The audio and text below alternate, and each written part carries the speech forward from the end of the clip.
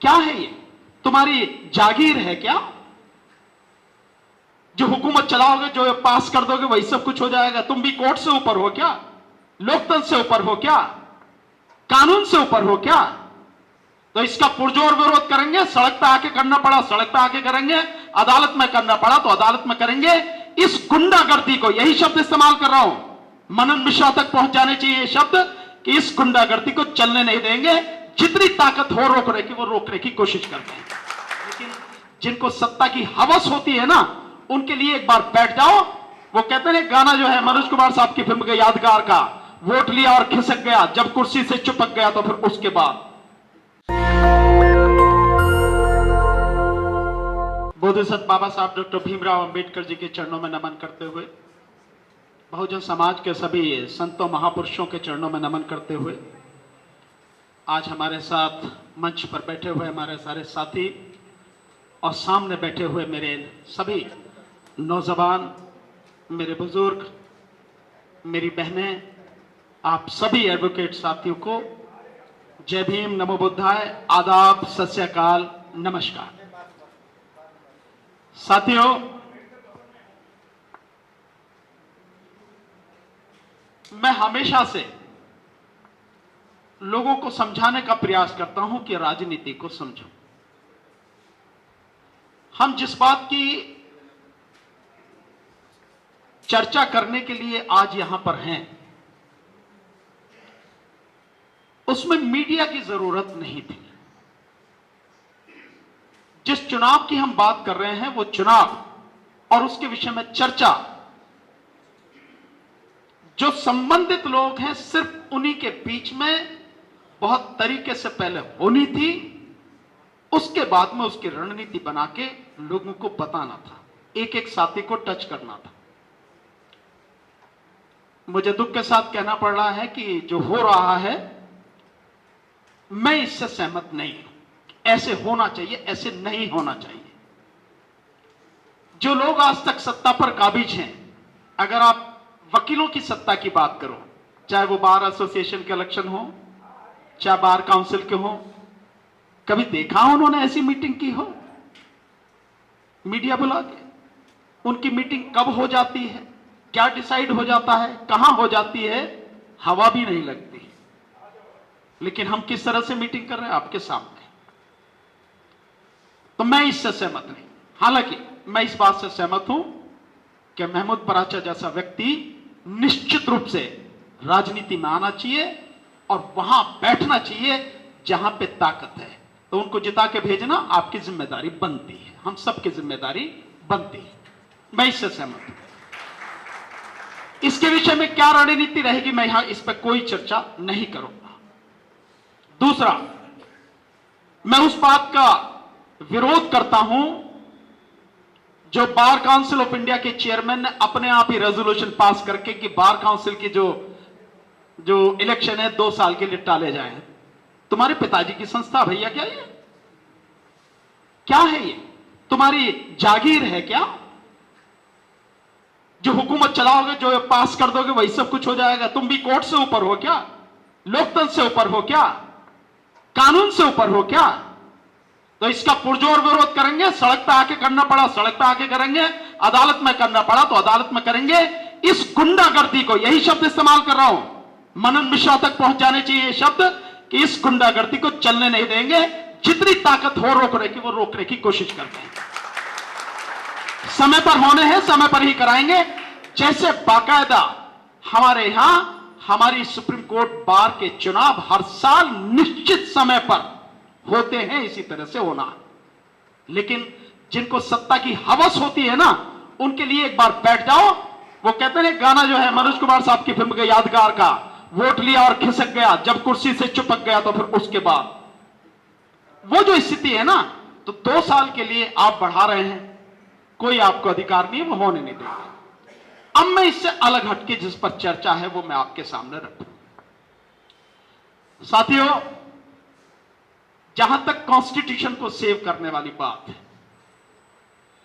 आप इस बात से सहमत होंगे कि कॉन्स्टिट्यूशन को सेव करने में अगर किसी की सबसे अच्छी भूमिका, सबसे महत्वपूर्ण भूमिका हो सकती है। अगर कॉन्स्टिट्यूशन को कोई सेव कर सकता है तो वकील ही कर सकते हैं, वकीलों के अलावा कोई नहीं कर सकता, क्योंकि वही जानते हैं कि कानून क्या है, इससे कैसे लड़ा जा सकता है, कैसे इससे बचाया जा सकता है और लोगों को उनका हक कैसे दिलाया जा सकता है। और यह बात आप सब जानते हैं, कहने की नहीं, कि अगर कॉन्स्टिट्यूशन सेव रहेगा या यह संविधान बचा हुआ रहेगा और इससे भी आगे चल के अगर इस संविधान के अनुसार, इस संविधान के अनुरूप ईमानदारी से संविधान लागू होकर लोगों को उनका हक मिलेगा, तभी देश भी बचेगा। अन्यथा संविधान खत्म तो आप समझ लीजिए आप सबके अधिकार खत्म हैं। मुझे इस बात को कहने में दुख नहीं है, इतनी बड़ी वकीलों की आबादी है पूरे देश में, आपने कहीं से आवाज उठती देखी वकीलों की? वकीलों को लड़ते हुए देखा? छोड़ दीजिए महमूद पराचा जैसे लोग, कुछ 2, 4, 6 लोग अगर हो तो किसी और की आवाज उठते देखी है? आपने सुप्रीम कोर्ट के, हाई कोर्ट के वकीलों की आवाज कहीं उठती देखी है? उनकी आंखों के सामने लोकतंत्र खत्म हो रहा है। और जब सुप्रीम कोर्ट के 4 जजेस आके ये बात कहें तो फिर किसी और को तो कहने की जरूरत ही क्या है, सबके सामने खत्म हो रहा है। और इस कॉन्स्टिट्यूशन को खत्म करने में, इस लोकतंत्र को खत्म करने में बाकायदा सरकार के साथ साथ इस देश की अदालतें, चाहे वो सुप्रीम कोर्ट हो चाहे हाई कोर्ट हो, ये भी उतने ही जिम्मेदार हैं, लगातार उसको खत्म कर रहे हैं, लेकिन आवाज नहीं उठती। पर जब आवाज उठती है तो उसका परिणाम भी आप देखते हैं, वो हमेशा सुखद ही होता है, आपके हक में भी होता है। प्रशांत भूषण साहब का मसला आपको मालूम है? प्रशांत भूषण साहब वाले में जब उनके खिलाफ में कंटेम्प्ट चली, बात आगे बढ़ी, सुप्रीम कोर्ट बहुत ज्यादा अपने आप को एग्रेसिव लेके चल रही थी, पर जब वकीलों ने इकट्ठे होके आवाज उठाई, चिट्ठी लिखी, तो सुप्रीम कोर्ट को अपने आप को बचाना भारी पड़ गया और अपनी इज्जत को बचाते हुए जैसे तैसे मामले को रफा दफा किया। और एक जो दूसरा मुकदमा था जिसमें सारे जो 8-9 चीफ जस्टिस थे जिनके खिलाफ बाकायदा सबूतों सहित प्रशांत भूषण जी ने सारी जवाब दे रखा था, उसको तो फिर छेड़ा ही नहीं। यही स्थिति हुई ना। तो अगर हम लोग आवाज उठाएंगे, इस देश में किसी की ताकत नहीं है कि हमारी आवाज को कोई सुने नहीं और कोई हमारी आवाज दबा सके। लड़ना तो हमें ही पड़ेगा। इसलिए साथियों, हमने एक प्रयास शुरू किया है। मेरे बड़े भाई महमूद पराचा जी ने आपके सामने उसका बताया। हम राष्ट्रीय स्तर पर एक वकीलों का, और बहुत स्पष्ट कर देना चाहता हूं, इसमें किसी को संशय नहीं होना चाहिए, बहुजन समाज के वकीलों का राष्ट्रीय स्तर से लेकर तहसील स्तर तक, सुप्रीम कोर्ट, हाई कोर्ट से लेकर डिस्ट्रिक्ट अदालत तक एक नेशनल लेवल पे संगठन बनाने का प्रयास कर रहे हैं और हमने उसके लिए काम शुरू भी कर दिया है। इसकी पहली मीटिंग लखनऊ हाई कोर्ट के साथियों के साथ में हुई और लगातार और भी साथियों के साथ में हो रही है। बाकायदा इसका एक कॉन्स्टिट्यूशन हम लोग बना रहे हैं, क्योंकि हम सब अगर संविधान की बात करते हैं, लोकतंत्र की करते हैं, तो सारी चीजें हम सबके सामने बिल्कुल ब्लैक एंड व्हाइट में होनी चाहिए, क्लियर होनी चाहिए। हमने अपनी तरफ से सोच समझ के जो कोशिश की, क्यों बना रहे हैं, किस लिए जरूरी है। बहुजन समाज का आप समझते हैं, बहुजन समाज का मतलब है SC, ST, OBC और माइनॉरिटी। और माइनॉरिटी में भी बिल्कुल क्लियर कर देना चाहता हूं, यह मैसेज जाना चाहिए पूरे देश में, पूरी दुनिया में। मुझे इसमें कोई जरा भी झिझक नहीं है इस मैसेज को वहां तक पहुंचाने में। माइनॉरिटी में मुस्लिम, सिख, ईसाई, बौद्ध, यही माइनॉरिटी में है, बाकी किसी से हमें कोई लेना देना नहीं है। बहुत सिंपल सा है, हर किसी को क्लियर होना चाहिए, क्योंकि बाकी सबके पास में सत्ता सब उन्हीं की है, केंद्र में सरकार उन्हीं की, सारे मंत्री उनके, सब कुछ उनके हाथ में है, सारी संवैधानिक संस्थाएं उनके हाथ में हैं, सुप्रीम कोर्ट उनके हाथ में है, हाई कोर्ट उनके हाथ में है, डिस्ट्रिक्ट कोर्ट उनके हाथ में है, सारे अटॉर्नी जनरल और ये वो जितने भी सारी चीजें होती हैं, एक एक चीज उनके हाथ में है। ईडी उनके हाथ में, सीबीआई उनके हाथ में, इनकम टैक्स उनके हाथ में, इलेक्शन कमीशन उनके हाथ में, मतलब जिसकी भी बात करो सब कुछ उनके हाथ में है। उनके पास अपनी संस्थाएं हैं, अपनी पार्टियां हैं, अपने संगठन हैं, वो हर तरह से मजबूत हैं। हम केवल बहुजन समाज के लिए काम करने की बात कर रहे हैं, बहुत स्पष्ट होना चाहिए। क्यों इसके लिए जरूरत पड़ी वो मैं आपको, जो हमने कुछ चीजें लिखी जिसकी वजह से हम जो चाहते हैं कि ये होना चाहिए, आप भी उसको बताएंगे कि क्या वो सही है या इसमें कुछ और जोड़ा जा सकता है या कुछ घटाया जा सकता है, उसके विषय में मैं बात।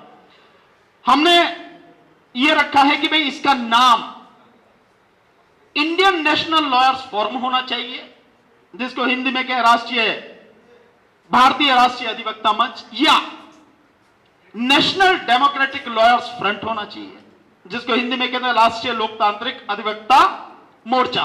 कोई और भी नाम हो सकता है, सब साथियों की सहमति से जो बढ़िया नाम हो वो डिसाइड किया जाएगा। इसके लक्ष्य उद्देश्य क्या हैं? हम हर जगह से हटाया जा रहा है। इस देश में जो आज की व्यवस्था चल रही है, हर जगह से हमारे अधिकारों को खत्म किया जा रहा है। हमको कहीं भी पहुंचने देने से रोकने की सारी व्यवस्था की जा रही है और अदालतें इस मामले में पूरी तरह से सरकार के साथ में है, चाहे केंद्र सरकार हो चाहे राज्य सरकार। इसलिए इकट्ठा होना पड़ेगा और इकट्ठे होकर लड़ना पड़ेगा। तो 7 उद्देश्य हमने इसके रखे। नंबर 1, भारतीय न्यायपालिका में सर्वोच्च न्यायालय से लेकर, इसको ध्यान से सुने, भारतीय न्यायपालिका में सर्वोच्च न्यायालय से लेकर सभी राज्यों की उच्च न्यायालयों और जिला न्यायालयों में बहुजन समाज के जजों का प्रतिनिधित्व पूरा करना। यह सुप्रीम कोर्ट किसी एक की नहीं है। यह यूं कहो कि सुप्रीम कोर्ट केवल सवर्ण समाज की नहीं है, इस देश की है, तो इस देश के सभी समाजों का, वर्गों का प्रतिनिधित्व वहां पर होना चाहिए। 31 जजों में बाकायदा सबका प्रतिनिधित्व होना चाहिए। यह आवाज हमें मिलकर उठानी पड़ेगी, इसलिए यह संगठन बनाया जा रहा है साथियों।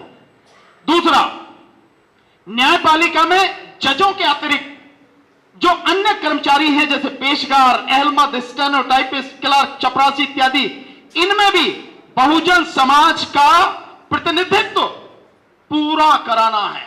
रिजर्वेशन की बात भूल जाइए, रिजर्वेशन का कोई मतलब नहीं, प्रतिनिधित्व चाहिए। यह देश सबका है तो सबकी भागीदारी चाहिए, हर जगह चाहिए, हर संस्था में चाहिए। इसलिए प्रतिनिधित्व की बात है, रिप्रेजेंटेशन की।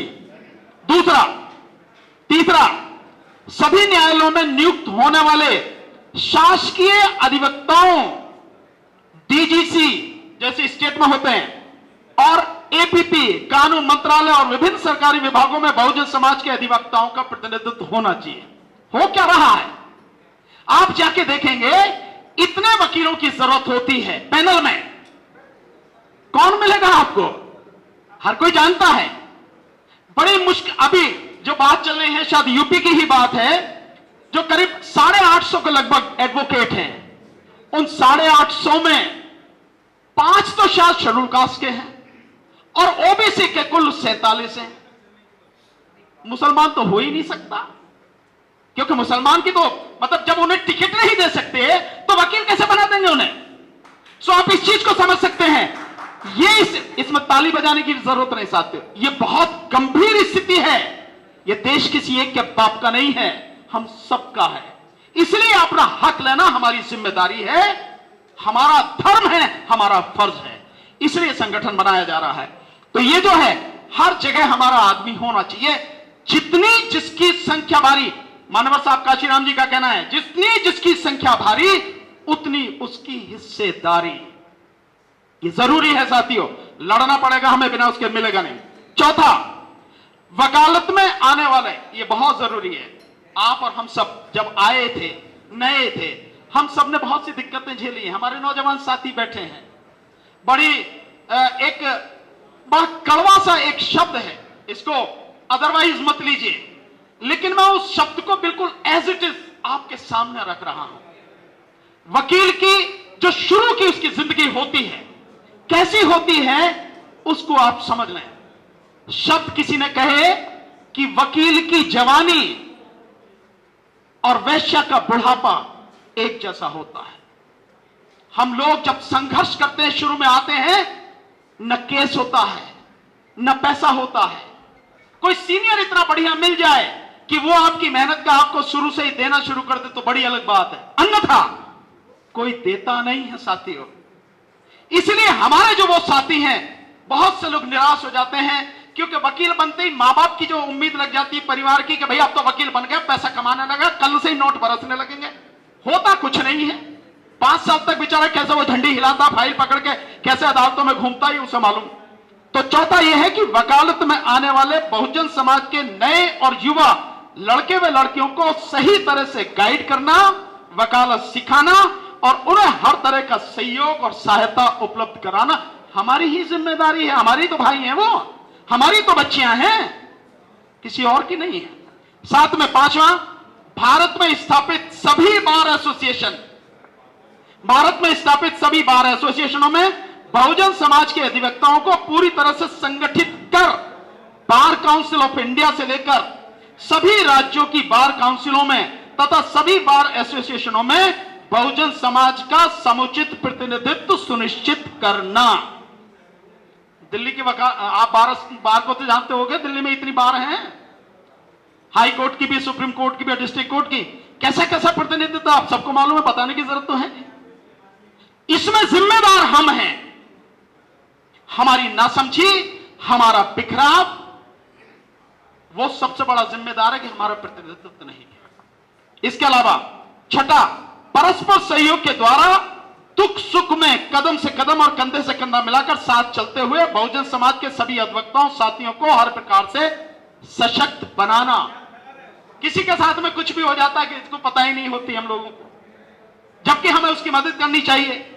तो ये भी एक हमारा उद्देश्य। और आखिर में समस्त बहुजन समाज को भारतीय संविधान के प्रावधानों की पूर्ण जानकारी देते हुए उन्हें सही और समुचित कानूनी व संवैधानिक सलाह और सहायता उपलब्ध कराना, राजनीति में सक्रिय भूमिका निभाते हुए भारतीय संविधान, लोकतंत्र और गणतंत्र की रक्षा करते हुए निरंतर संघर्ष करते हुए एक सशक्त जन आंदोलन का निर्माण करना। समाज के प्रति भी तो हमारी जिम्मेदारी है। मैं मानता हूं 2 अप्रैल का जो कांड हुआ, उसके बाद जितने लोग अरेस्ट हुए, बहुत साथियों ने बहुत ईमानदारी से काम किया, बिना फीस लिए ही लोगों की बेलें करवाई, मुकदमे लड़ रहे हैं, बहुत अच्छी बात है। लेकिन इसको एक संगठन का रूप देना है, ताकि समाज को जब भी उसके सामने कोई सामाजिक दिक्कत आए, व्यक्तिगत नहीं, अगर कोई व्यक्तिगत बलात्कार कर रहा है, कोई कत्ल करके चला रहा, उसे थोड़ी बताएंगे, उसके लिए तो फीस लेंगे, उस तरह से काम करेंगे। लेकिन सामाजिक अगर किसी के साथ में दिक्कत है, जैसे दिल्ली दंगे हुए, जैसे 2 अप्रैल वाला कांड हुआ, इनमें इस तरह के जो मसले हैं, हमें समाज का साथ देना है। उसको पता होनी चाहिए कि ऊपर से लेकर नीचे तक ये टीम है जो समाज के लिए लड़ेगी। और ये केवल एक की नहीं, बहुजन समाज में SC, ST, OBC, माइनॉरिटी सबकी इकट्ठी होगी, हर किसी की भागीदारी होगी। इन चीजों को लेकर हम लोगों ने डिस्कस किया, महमूद भाई ने, हमने और हमारे साथी हैं, और हमने इसका कॉन्स्टिट्यूशन बनाना शुरू किया। काफी कुछ बन चुका है, थोड़ा बहुत रह गया। I hope within a week हम उसको कंप्लीट कर लेंगे। देन उसके बाद में इस तरह की मीटिंग जगह जगह, अलग अलग डिस्ट्रिक्ट बार में, हाई कोर्ट्स में हम करेंगे और साथियों को जोड़ने का प्रयास करेंगे। मैं आपसे चाहूंगा कि हम सारे साथी और हमारे जो और भाई हैं, हम सबको इसमें जोड़ें, इसका सदस्य बनाएं, ताकि किसी के साथ भी अगर कोई दिक्कत हो तो अकेला महसूस ना करे, सब उसके साथ में खड़े हों, और जो सरकारें हमारा हक मार रही हैं उनसे हम अपना हक ले सकें, छीन सकें। मैं मांगने की बात नहीं करता, मांगना किससे, हम इतनी बड़ी ताकत में हैं, हम अपनी ताकत को पहचाने, लड़ें और छीन लें, उसके लिए हम काम कर रहे हैं। तो ये सारी चीजें हैं, हां ये सारी चीजें, बस मेरा काम खत्म हो गया। तो इसके लिए हम लोग काम कर रहे हैं और बाकी जो और सारी चीजें हैं मिलके करेंगे। मैं अपने साथियों से एक बात कहना चाहूंगा साथियों, जब से दिल्ली बार काउंसिल बनी है हमारा एक भी साथी बार काउंसिल में पहुंचा नहीं। इस बार पहुंचाना है, चाहे कुछ भी करना पड़े, इस बार पहुंचाना है, यह तय कर लेना है, इसी हिसाब से काम करना है। आपने मुझे समय दिया, सम्मान दिया, बोलने का मौका दिया, आपका बहुत बहुत शुक्रिया। जय भीम, जय भारत, नमो बुद्धाय, आदाब, सत श्री अकाल। नेशनल दस्तक की आपसे गुजारिश है कि अगर इसको बचाना चाहते हैं तो नेशनल दस्तक को सब्सक्राइब करने के लिए रेड कलर के सब्सक्राइब बटन को दबाएं, फिर बेल आइकन की घंटी दबाएं। नेशनल दस्तक को बचाने के लिए बहुत जरूरी है कि हर खबर को शेयर करें, लाइक करें, कमेंट जरूर करें।